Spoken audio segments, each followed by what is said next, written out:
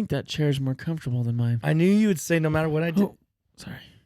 You gripe because I had that kind of chair on our other one. Oh, never mind. It reclines. Well, I was pointing you to face this way, not straight at the camera, but. Hey, welcome back, guys, for another episode, another hunt review. Hope you guys enjoy these. If you don't, I guess you don't have to listen, but. First hunt review was with kinda Thomas being involved. That was kind of rude, huh? Yeah. You started without me, I see.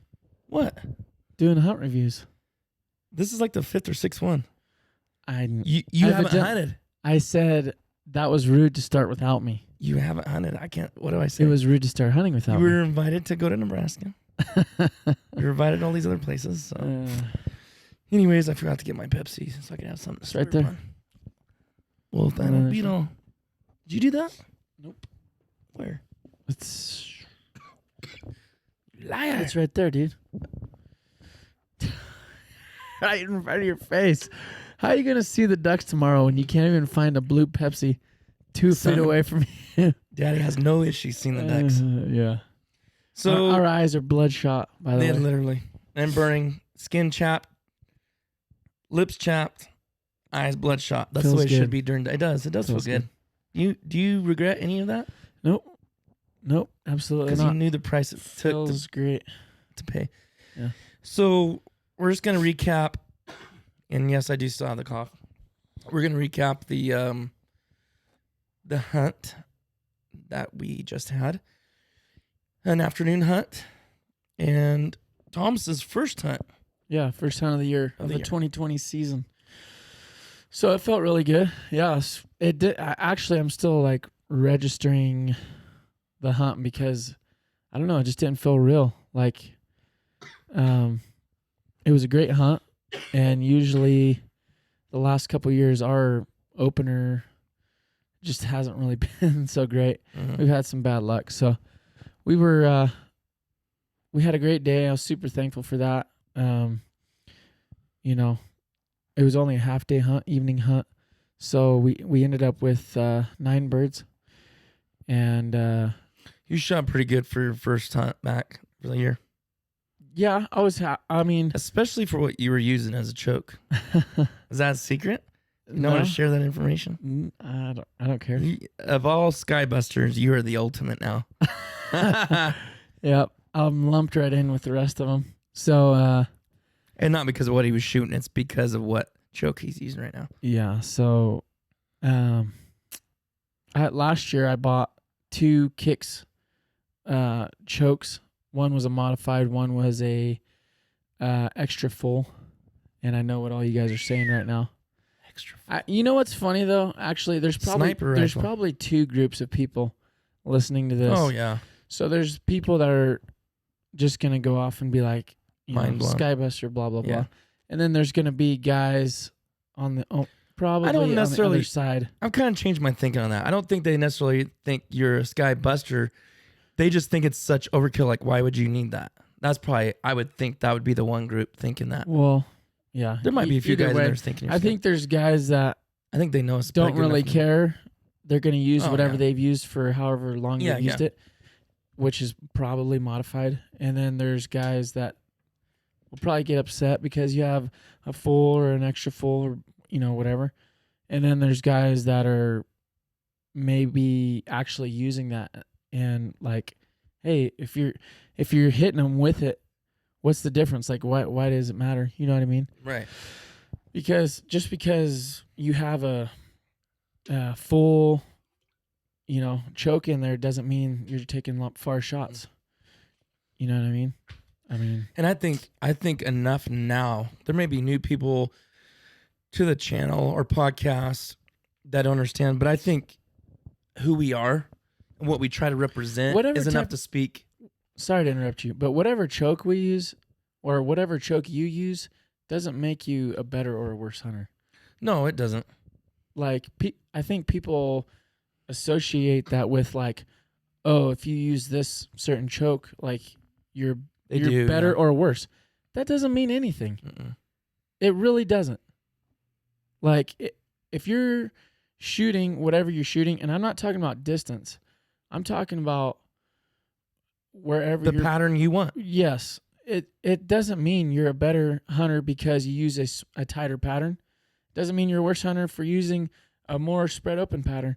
I mean, all it has to do with is preference, where you're shooting, personal and the shots you're taking. Yeah, absolutely. It's personal preference. Yeah, because if you like, let's just say if you look at the Duck Commander boys, they had birds 10 yards from. They were still using fulls. When you shoot a full choke and you hit that bird, you could say, "Why are you shooting a full?" Crushing that. But how many times did you see them blow heads off ducks? Yeah, a lot. Because that's just what they personally preferenced. Yeah, it wasn't about like. Because we got good friends that shoot modified and think you shouldn't. There's no purpose to shoot above that, but it's like, well, that's your preference.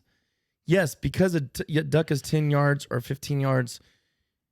I get it. You want the pattern to open quicker, but it doesn't mean it's just a preference. My personal preference is if I know that I'm mainly going to be hunting teal, targeting teal. Well, yeah. Wherever I'm going to be hunting, if I know it's predominantly going to be teal, I really don't want to shoot that choke. That's my personal preference, because typically teal are lower, closer, fast moving. You might not be able to have a lot of time to. And then smaller. It's not like they're will work you like a mallard will, the same way a mallard will. You know what I mean? They might be cruising right through a little open waterway or whatever, and you don't have a lot of time. So my personal preference, I'd rather have something that opens up a little quicker. Yeah. I mean, that's all it is. It goes back to whatever your preference is. Just because you shoot an extra full doesn't mean, oh, yeah, now I'm going to take 65-yard shots. No. And then I said that on one of Elliot's videos. He was talking about being ethical and stuff like that. And I openly said it. And I think his mind's reverted a little bit too. Like, he still won't use a full choke, but he doesn't think you're criminal if you do or whatever. And what I had commented in the video was I was saying, hey, you know what? I've been hunting for a long time, and that's what I want to use, and it's my personal preference. A full choke doesn't mean a farther shot. A full choke means a tighter pattern. That's it. People do think of that as shooting farther. I was seeing a lot of deals, like someone was talking a while back. I don't remember where that was at. I seen it. But like, I'm sick of the people telling this this next generation that they should shoot extended chokes. And listen to this. They were blaming the ammo market on that as well. They were saying, I get sick of these ammo companies pushing extended chokes. Obviously, they don't even understand what an extended choke means. Extended means it comes out of the front of your barrel. Yeah. It doesn't mean you shoot farther with an extended. It doesn't mean, extended. Because your barrel's longer, you can shoot further. You can all kicks, high flyers, chokes, Pattern Master, True Lock, any other brand, they're all extended. Carlson's. And guess what? They have skeet chokes. That's not extended range. Yeah. That's a skeet choke. So it's just lack of knowledge. People don't know what they're talking about half the time, dude, really. And really, if you see it, it's minimal of people saying that. Well, so it's a minimal group that actually knows what they're really talking about. Right. I have I have a brother-in-law who has an older Remington, probably more designed to shoot lead, and the whole barrel itself is a full choke. So what does that tell you right there? Right. I don't know. There's a lot of different things, but like I said, to me, it's personal preference. Don't mean you're a better or worse. We shouldn't. We'll probably do a whole. We need to get off this topic. We're already 10 minutes in, and we really gotten off on a rabbit trail. We do need to do this on a podcast, though, and I've been meaning to do it. So stay tuned and watch for that. But let's get back to so your first hunt of the year. I only shot 3 birds. You shot 6, and you shot very well. I don't feel like we stoned any of our birds. I feel like I've shot a lot better the last several hunts. This one, I just wasn't. I don't know. I wasn't dialed in. But I feel like a lot of the birds, and I said this to you yesterday, were the shots that I was taking was tough shots. They were dumping down. They were diving down into our decoys, but they were dropping from the heavens, and they were going so fast. It's when you hear their wings just, and I'm trying to shoot it like that. Yeah. And I think, we'll at the end we'll try to talk about what we could have done better or what we do next time. So I won't say that right now, but I took some tough shots that I feel like I shouldn't have took. Ended up with a hand spoonie, and yes, I did shoot that on purpose. I'll explain to you real quick because I want to let Thomas talk about what he shot. I did shoot that on purpose. I didn't want to.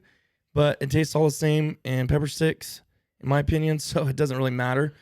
And the reason I did is it was an afternoon hunt. You don't have as much of a time, and I don't know. And we were taking turns filming from the bank. So if I keep passing on birds, it kind of rips Thomas off from his time. So I was just like, I'm just going to shoot it and swap back out with him. So anyways, Hen Shoveler, Drake Pintail, was a pretty good looking Pintail for this time of year. Yeah. And a green wing teal. Yeah. So I ended up with a pair of mallards, hen and a drake. Drake Pintail and 3 Drake teal. Yeah, he almost had all Drake limit. Yeah. So as far as the shots, I guess it's just kind of luck going back and forth because, like you said, we were taking turns videoing, trying to get some better footage of kill shots. So I think I actually, before I say that, I did kind of have to shake off some first hunt like jitters. Yeah, that's a good point to bring up. Yeah, I definitely you were passing on some. I definitely had. I for sure one that I passed on that was definitely in range, but just starting a new season, you know, my judge of distance isn't as sharp as it will be by the end of the season. So started off, we actually had a pair of mallards land in our pond, and we jumped them, and I shot, and I think I shot right over the bird. I had to have. So I missed there, and then another mallard came in. Did he land? He did land too, I think, coming from the other way. And he was farther. He wasn't. Right. I passed on him because I wasn't comfortable with the range, but hindsight, he was definitely in range. So, and then we had a teal come by, and I shot that, and then we kind of came up with a plan to. I think that was your plan too. It was a good idea. Yeah, so this pond was pretty small, but it was big enough. It was big enough for birds to really work the pond and even land just out of range. So we came up with the plan to have one guy on the bank with the video camera and Rocky, and then the other guy to go actually out into the middle into some short tulies. They were enough to get hidden, but not really great cover. So we started doing that, and we did pretty well, actually. I think you did really good. You started out. You shot I think another teal or something. I think it was a teal. I thought you went out there first, or did I? Who went out there first? No, I can't remember. I think you did because I shot that. You were like, oh, I shot teal. Yeah, I shot the bird. Yeah. So, anyways, I wasn't really comfortable with it. So I don't know. I had to shake some of the jitters off, but as we progressed into the hunt, I felt better and better about everything. So, yeah. So, dude, and so swapping back and forth, that was really fun. Yeah, it was. It was really cool. I wasn't really enjoyable. You, in fact, I loved hearing you say that was almost just as fun, like trying to get it on video and stuff. Mm-hmm. You were enjoying that, so I was glad to hear you say that. Well, the thing is a lot of times we don't have the luxury of having birds. You know what I mean? A lot of times we have to really kind of, claw and what's that term? Claw your way just for a couple birds. So just because the bird numbers aren't really high, so when you're able to have enough birds that are in the area and that'll work and everything, it's actually a lot of fun to watch the whole process, watch the birds, birds come over, work, decoy, or look really close, get real close in range, and then for the guy to make a good shot on him. So I got lucky. I shot a couple teal. Actually, I almost doubled on teal the next time, and we weren't able to find that other one. But so we did that, swapped. Then I came back, and we had a group of 4 mallards work. They worked perfect. I mean, it was everything you want to happen. So they basically came in, circled once. I got them working that whole time on video too. When they came back into the wind, their first pass, they dropped down, and then they didn't 100% commit. They kind of got probably 20 yards off the water and kind of slightly started lifting up off again, but they were flying right to me. So the one bad thing was the sun was in that direction. So I picked a drake out, boom, dropped him, and then I was looking hard for that other drake, but I couldn't identify which one. So I picked a bird out and shot, and it was a hen. But anyway, so I doubled on mallards there, came back, shot a drake pintail. Pintails were ridiculous on this day, like especially on me. It was worse on me because almost to the point of irritation. I mean, and no, it's really fun. It was. It's really fun to watch. It is, but it's a little frustrating with the one pintail limit because we were saying that last year that there's no way it should be one pintail, and anybody that duck hunts knows that. Mm-hmm. But because of COVID, I feel like they kind of use that as an excuse to get another year out of a one pintail limit, saying that they didn't get bird counts when they know good and well they could do a two pintail count, which it's fine. You know, it's one of our favorite birds, so let them get more and more every year, and then next year maybe if it is two. Yeah, it's because we're about conservation and making it last longer, right? So that's being a little greedy. 1, 2, it's just there is so many. They outnumber the mallards, so we can shoot 7 mallards. Why can we only shoot one pintail? Yeah, but we know why. Anyways, I don't want us to get stuck on that. But when I swapped in the blind, probably the last 30 minutes, when it was my turn again, every pintail, Tom, I know you could see that they were cupped up towards me, but if you could have seen from my angle, they were literally, every one of them was cupped dead to me. And just like you said, like you dream about. And they would get 15 yards and then kind of flutter out. They never seen me. I don't know how, because like you said, it wasn't the greatest to cover, but it's just they won that pond so bad. Yeah. And then he'd leave. And then another stud drake, I say stud drake, this early of year, it's not the most stud, but very nice looking pintails. And then a different one would do it. And it was in the same pattern. You know what? I've never shot a pintail this early. Yeah. You know, I don't think I've ever shot a pintail on opening weekend. Ever. I'm pretty sure.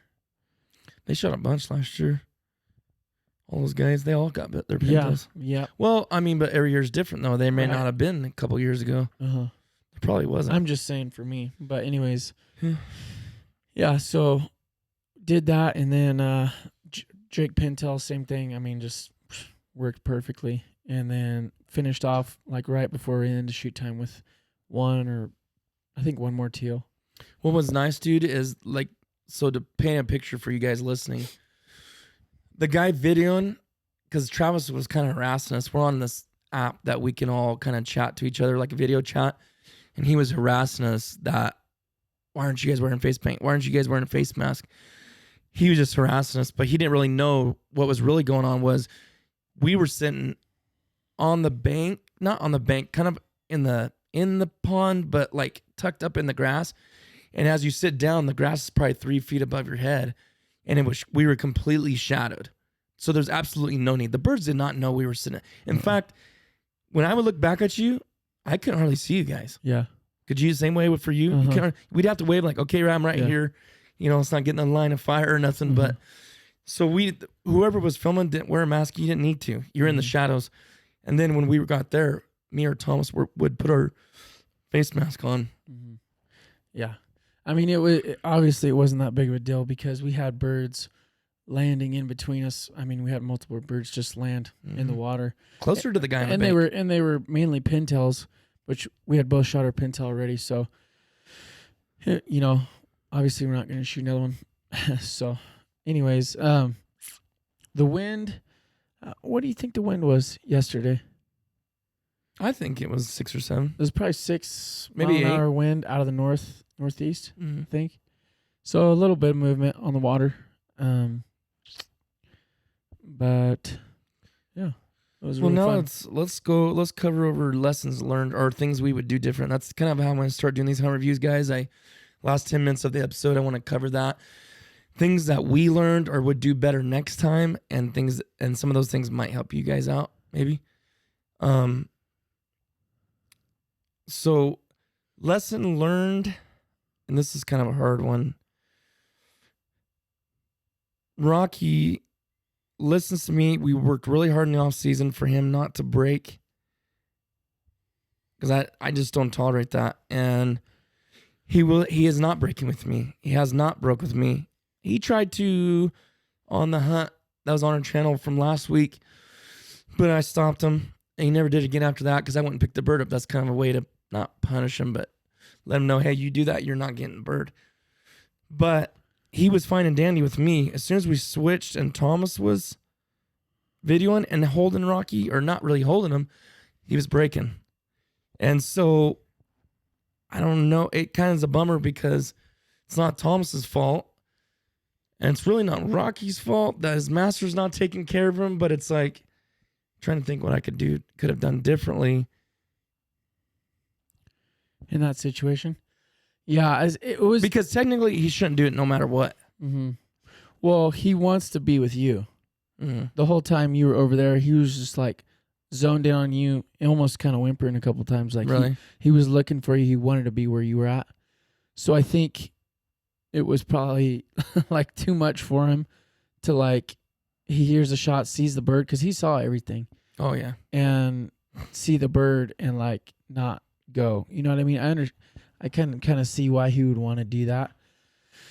And I don't know. I wasn't, I guess, the first time I wasn't ready for it either, for sure, because I was focused on trying to video and, like, get the bird and make sure it's in focus and all this kind of stuff. And the first time you shot, hit the water, it was like a delayed reaction. Like, he didn't just go. No, that's the thing I was gonna say. A lot of dogs, and that almost threw me off because I would have thought that he would have immediately went. But when you shot, boom, hit the water, and he's not moving, I'm like, okay, everything's fine. And then like probably 3-4 seconds later, he go. Well, and that's the thing is, the way he breaks is if he's gonna break, it's never when the gun shoots. Because I've seen most all dogs, if people stand up, the dog breaks. They just go to stand up to shoot and the dog's going. Almost all dogs do that that are not trained to not break. Or they, as soon as the shot rings out, they're gone. Rocky will not do that. If he does it, it's as soon as that bird hits the water. Slaps. And that's what it was. And that's what he did. Yeah. I wonder why. Well, I mean, it's because if, I don't know how to explain that, but I mean. No, I mean, what would make him want to do break on the slap versus like the shot?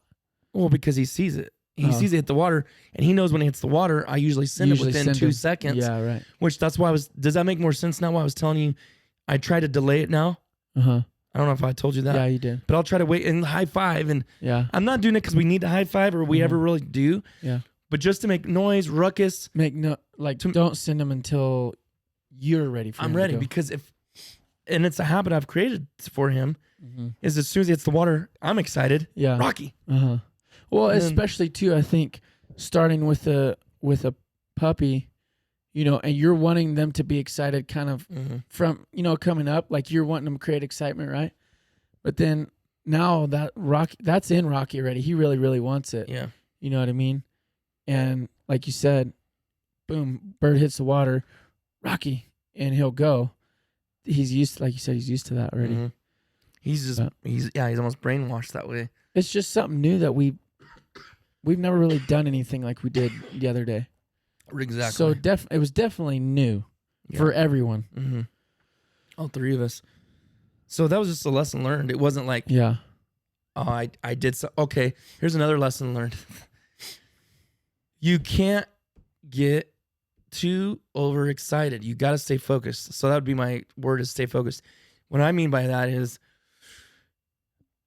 when we changed that plan, I had my blind bag right by me. There was lots of birds working, and I get in a rush and I lose focus. I never should have left my blind bag there. I left all my shells over there. Oh, yeah. And I knew I wouldn't want to go back over there and waste that time walking all the way across there and coming back. So, but you still had to walk, and you kept giving me some of your shells.